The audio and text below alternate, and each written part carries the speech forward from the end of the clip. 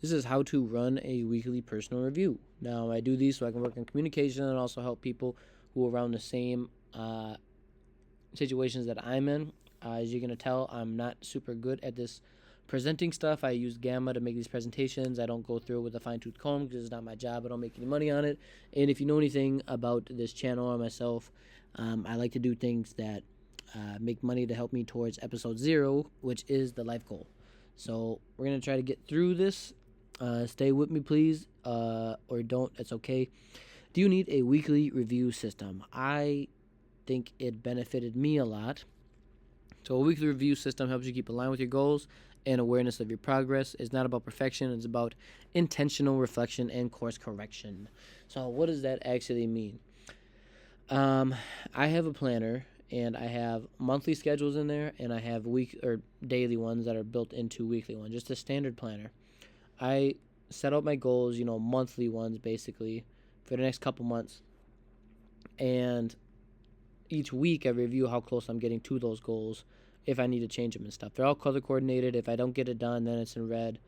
That helps me do my weekly review and then see if I'm working too much on side quests or I'm doing stuff that actually gives me progress. So that helped me out a lot. I keep each one of them. I've had like 5 years of them now. I like looking back at them, seeing what I did. Was I productive during this time? If I wasn't, I'm pretty disappointed, and then I can figure out a way to be productive the next time. So, what to reflect on each week. I look at task effectiveness. If you just overload yourself and you have to cross out a bunch of stuff and move it, not very good. You're probably overloading yourself, or you're not working hard enough. One of the two. So I look for patterns on what is done versus what got pushed. Balance check. Now, this is different for everybody. I kind of like 90% work, 10% fun. So, this depending on what stage or what part of the year happens. But,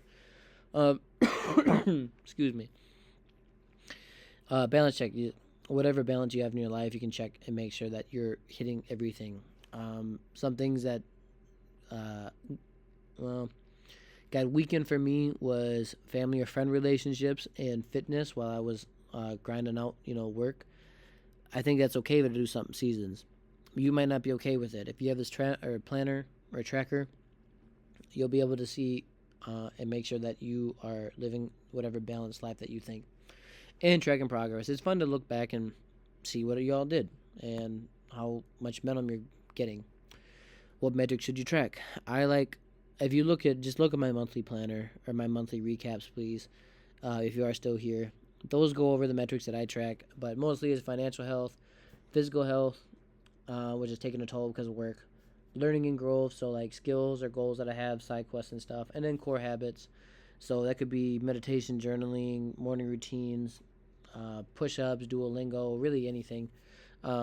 Just the big picture stuff. Like right now, this last one, I've been tracking books that I read, different goals like bring friends ice fishing or do Duolingo or workout or. All right, we're rolling through. I got a phone call quick, so I can try to make the rest of this quick. Timeline, weekly review, it takes not long at all. 5 minutes for weekly, 30 minutes for monthly reviews. You can see how quickly I do it for my monthly reviews when I make the videos. What questions did you ask yourself? What did I actually complete? Did I get everything done? Where do I need to improve? What's working well? This is super easy to answer while you're doing, while you have a planner. Everything's pulled out in front of you. I like physical planners. I wouldn't really do digital unless you have a significant other or a family. Weekly versus monthly review approach. Weekly reviews are very flexible. You can move things around where you want to. Monthly reviews, you got to be stringent, right? You have a long time period, 28 to 31 days, where you have goals that you set and that you should accomplish them in 30 days. So hold yourself to a higher standard on monthly. Weekly reviews can be flexible because everybody's life changes. What improves with regular reviews? Heightened self-awareness. I like this because I see how much stuff I get done. The life balance. Joy and progress tracking. I really like this, as you can see from this YouTube channel. And effective goal planning. If I know I'm getting this amount of work done, or this is taking more time in my life, then I can efficiently plan goals. Building a review system. Choose what tools you're going to use. Digital planner, notebook. I have both of those. I have a regular planner and a notebook. Digital system I don't really have. Define what metrics you want to look at. excuse me, health, finance, books, skills, anything. Um, Set your cadence. So however long you need to review these, create your own questions, reflection questions that you may have. Like I usually see, like, was I overbooked here? Did I spend too much time with friends? Stuff like that. And then start small, and then you'll iterate it from there. Over the 5 years that I've been doing this, every one of my planners have been differently.